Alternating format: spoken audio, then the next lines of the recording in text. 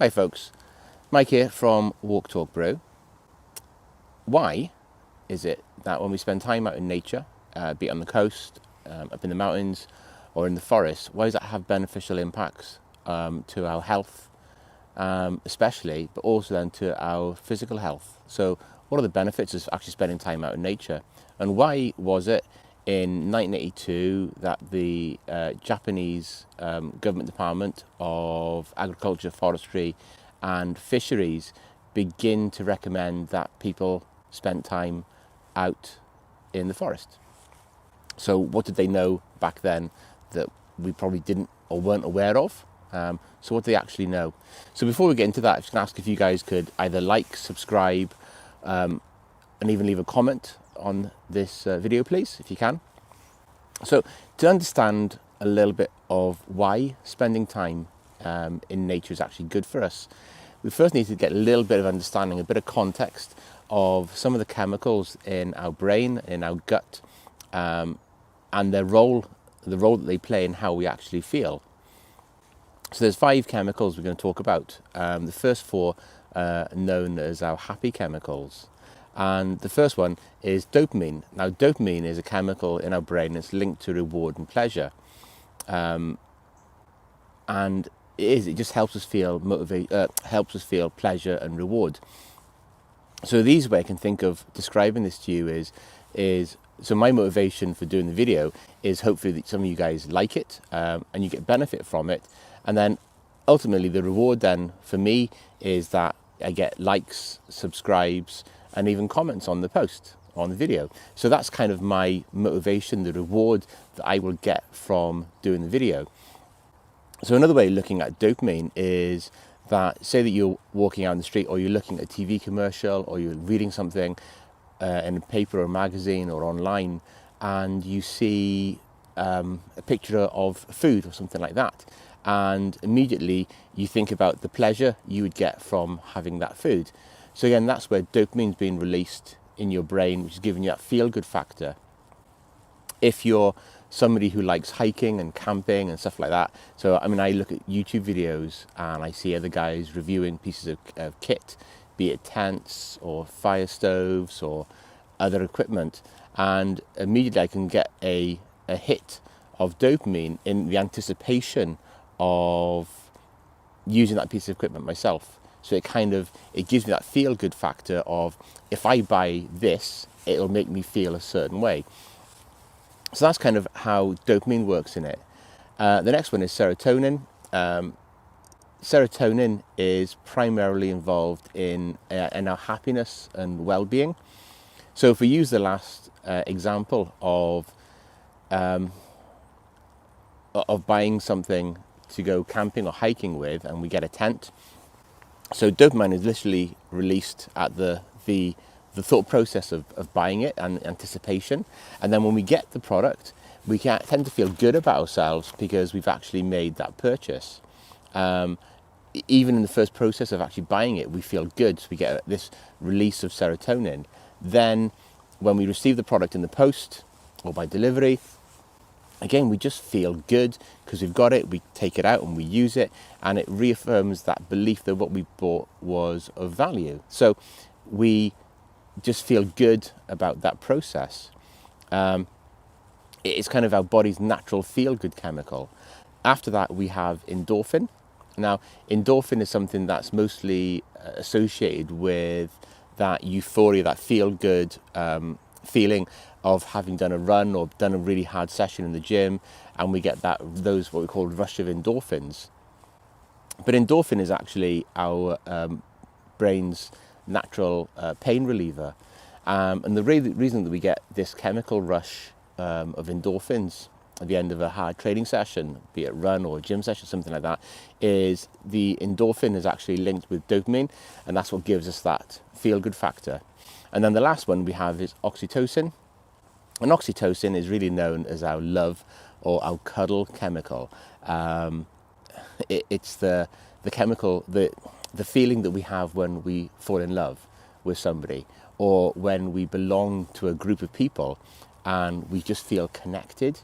That is the oxytocin being released into our body, it also helps us regulate our stress response. So our fifth chemical, so those first four, I should say, are known as our happy chemicals, and dopamine and serotonin actually work together in conjunction with each other. They kind of work similarly but differently to each other.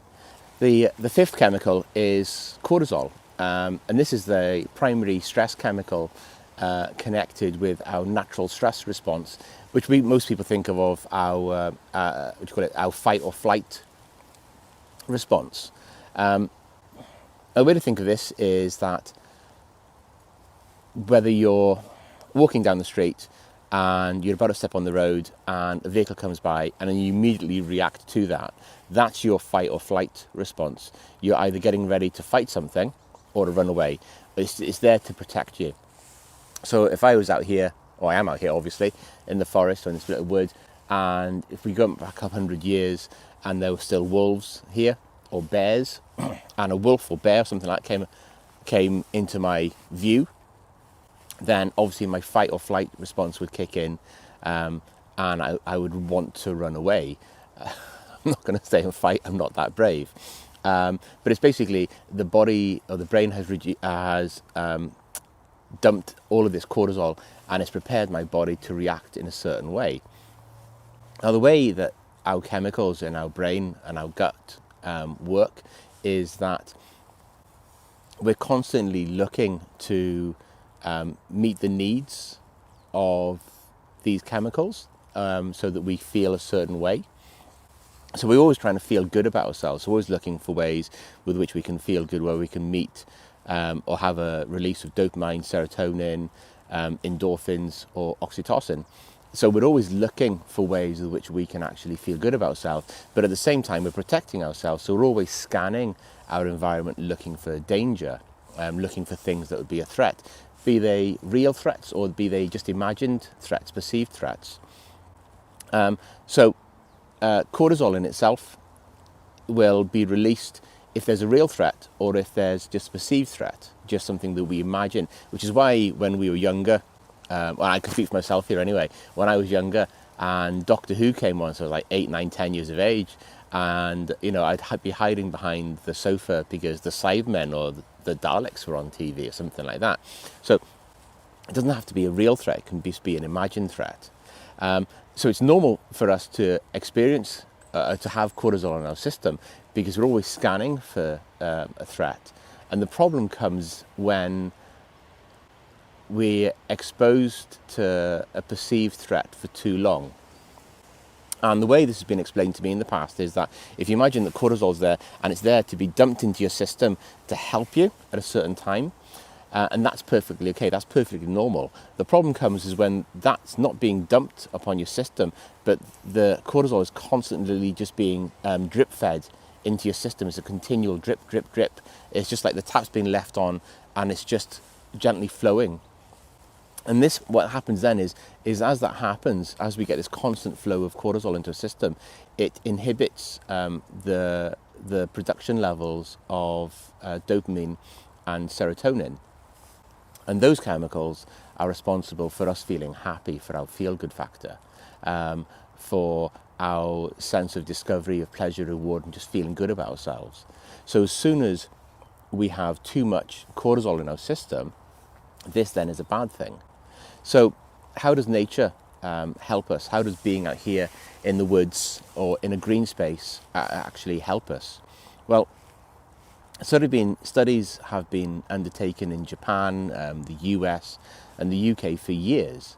And they find that spending as little as 5 minutes in nature begins to reduce our cortisol levels. And it also increases our levels of serotonin and dopamine.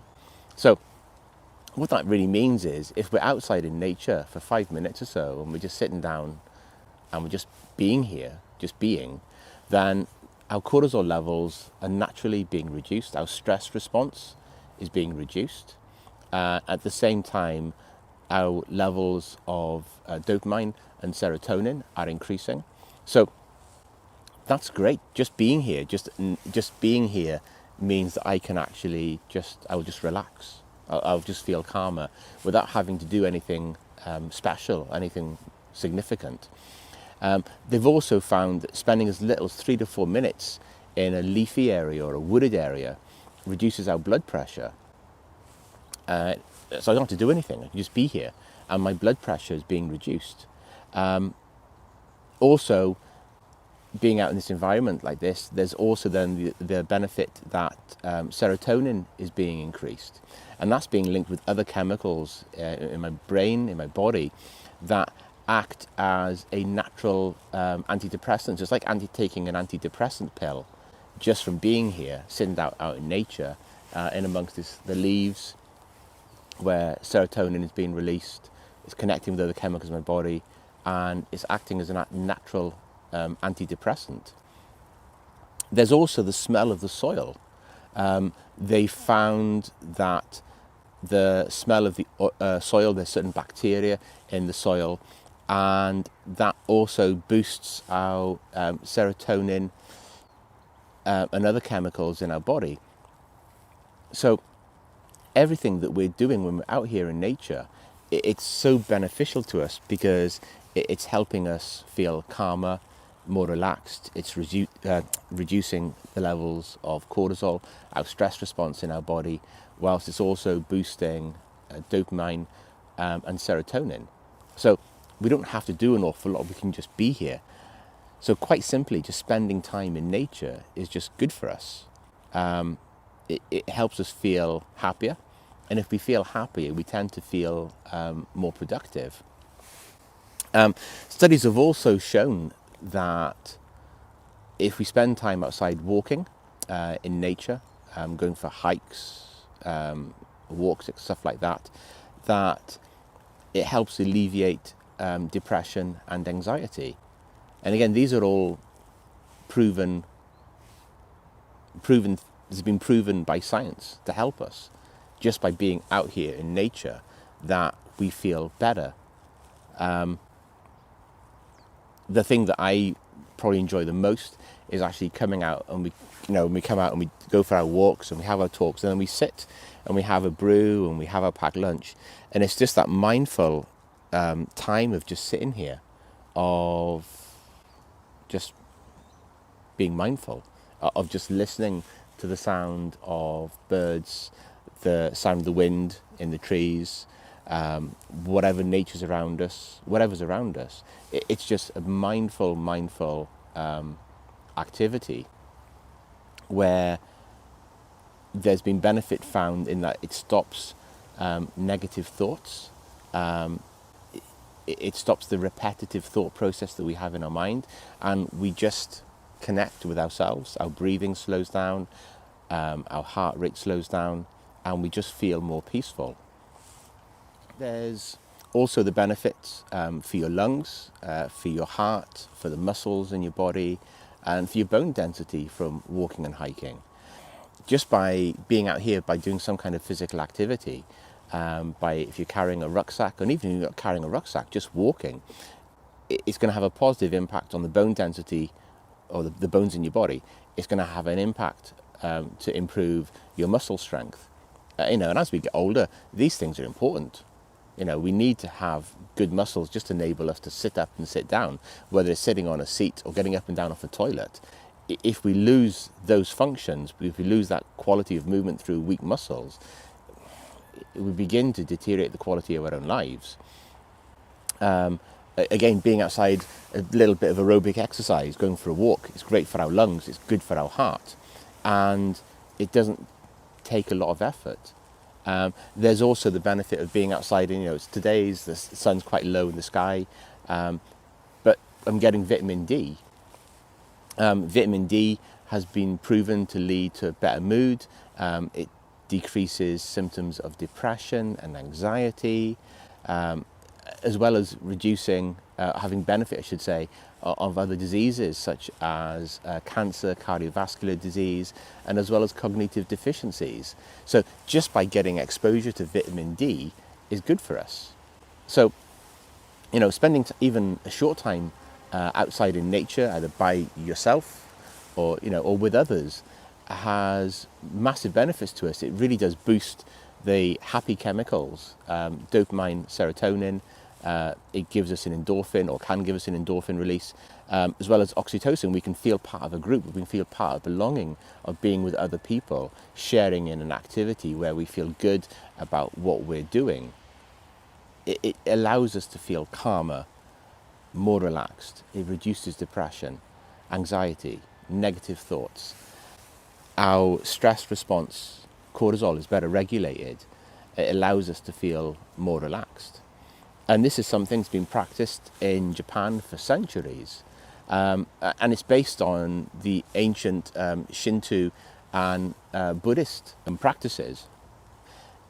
And basically it means to let nature into our body through the five senses of seeing, hearing, touching, smelling and tasting. I'm not asking you to go and taste the ground or anything, but you can taste the environment of being out here. You can still taste it. It is a widely researched area to see how spending time in nature is good for us in a number of different ways. I know they're doing studies at the moment to see how spending time out here can have a beneficial impact on cancer patients. There's been many studies done on how it can lead to mental health, help with mental health, to help with depression, anxiety, to help with young people, just people in general with ADHD. So the benefits and the studies being undertaken right now on wellness from being out in nature, there's an awful lot of money being spent on this area to research it.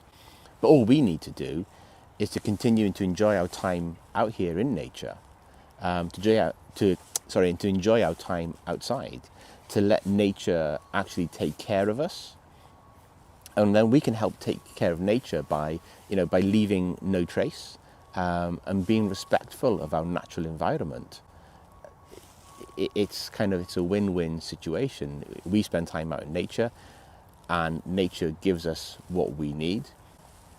I also read that when we're in amongst trees release a certain chemical that helps protect them from fungus and bacteria. And as we're out here, we're breathing that in, but that's also boosting our own immune system, helping these cells in our body kill other bacteria. One of the studies that came out from Japan was spent on 2 days and 3 nights. 3 days and 2 nights out in the forest, just basically forest bathing. And they were away from technology, away from all the stresses, and they were just enabled just to be themselves. And they found that the benefits of that lasted more than 30 days. And this wasn't kind of just at a level where they're just writing what they believe they were feeling, but actually taking saliva tests from them, where the chemicals in their body that helped their immune system kill disease in their body was increased by over 30 days. So there's huge benefits of being out here. So my words of advice is to get outside, spend time out in nature, go for a walk, go for a talk, have a brew. I'm laughing because right now there's actually a spider, a little money spider, spinning a web actually on my camera, so that's kind of amusing. But again, you just notice these things when you're out here. Guys, if you're still here, thanks for watching. Please do like the video, subscribe if you can, leave a comment. I'd love to hear your thoughts. I'd love to hear how being out in nature has helped you. I've talked in other videos about the journeys I've had where I have had mental health issues in the past, and being out in nature, this is how Walk Talk Brew kind of emerged, it's helped me so many ways, mentally, physically, to be a better person, to be more grounded, to be more relaxed, to be happier, to have better relationships with myself, with Catherine, and also with my kids. Last week we were away actually in Sheffield for my eldest daughter's graduation from university. That's Amy, so hello Amy. She might probably end up watching this, usually she does. And she graduated from Sheffield University with a first-class degree honours in English. She's now doing PGCE, where she's teaching English to A-level students. And again, Amy's journey through this, where she's gone through her own challenges with mental health, has been amazing. So to witness this in other people, to witness it in myself, it's brilliant. So guys, if you're still here, thanks for watching. Hopefully you enjoy this, and hopefully you look at the next video. Okay guys, cheers, thanks.